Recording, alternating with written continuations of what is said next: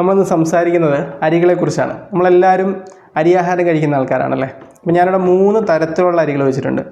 ഇത് ചാക്കരി, നമുക്കെല്ലാവർക്കും അറിയാം, വൈറ്റ് റൈസ്, തവിട് ഒട്ടും ഇല്ലാത്ത വൈറ്റ് റൈസ്. ഇത് തവിട് കുറച്ചുള്ള കുത്തരി എന്നൊക്കെ നമ്മൾ വിളിക്കുന്ന അരിയാണ്.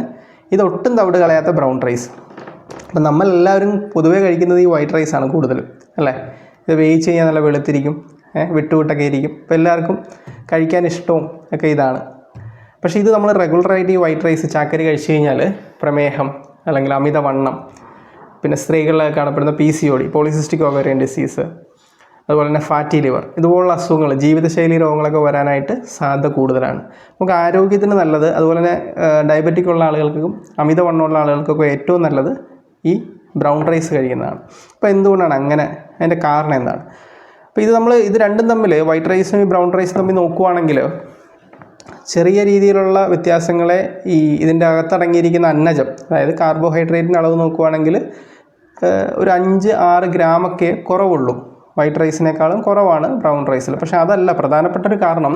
ബ്രൗൺ റൈസിൽ ധാരാളം ഫൈബർ അടങ്ങിയിട്ടുണ്ട്, നാരുകൾ അടങ്ങിയിട്ടുണ്ട്. അപ്പോൾ ഈ നാരുകൾ ഉള്ളതുകൊണ്ട് തന്നെ ഇത് ദഹനത്തിന് വളരെ നല്ലതാണ്. അതുപോലെ തന്നെ നമ്മൾ ഈ ബ്രൗൺ റൈസ് കൊണ്ട് ചോറുണ്ടാക്കി കഴിച്ചു കഴിഞ്ഞാൽ നമ്മൾ കഴിച്ച് ഗ്ലൂക്കോസ് രക്തത്തിലേക്ക് കയറുന്നത് കുറച്ചൊന്ന് സമയമെടുത്താണ്.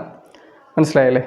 അത് നമ്മൾ ഗ്ലൈസീമിക് ഇൻഡെക്സ് കുറവാണെന്ന് പറയും. അതിന് ഗ്ലൈസീമിക് ഇൻഡെക്സിനെ കുറിച്ചൊരു വീഡിയോ ഞാൻ ചെയ്തിട്ടുണ്ട്, താല്പര്യമുള്ളവർക്ക് കണ്ടു നോക്കാം. ഞാൻ ഡിസ്ക്രിപ്ഷനിൽ ലിങ്ക് ഇടുന്നുണ്ട്.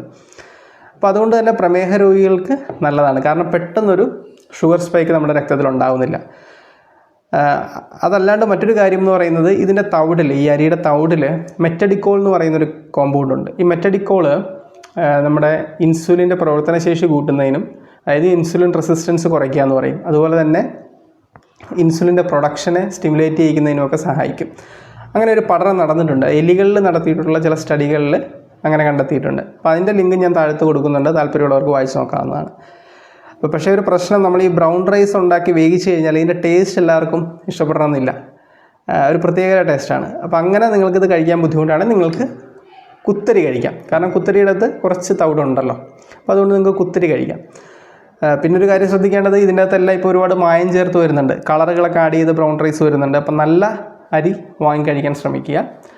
പ്രത്യേകിച്ച് പ്രമേഹമുള്ളവർക്ക്, അമിതവണ്ണം അല്ലെങ്കിൽ ജീവിതശൈലി രോഗങ്ങൾ ഉള്ളവർക്കൊക്കെ ഏറ്റവും നല്ലത് ബ്രൗൺ റൈസാണ്. ബ്രൗൺ റൈസ് കഴിക്കാൻ നിങ്ങൾക്ക് ടേസ്റ്റ് ബുദ്ധിമുട്ടാണെങ്കിൽ നിങ്ങൾക്ക് ഈ കുത്തരി കഴിക്കാവുന്നതാണ്. ഇനി ഇതൊന്നും അല്ലാണ്ട് ബ്ലാക്ക് റൈസ് എന്ന് പറഞ്ഞിട്ട് ഇപ്പോൾ പുതിയ രീതിയിലുള്ളൊരു അരി വരുന്നുണ്ട്.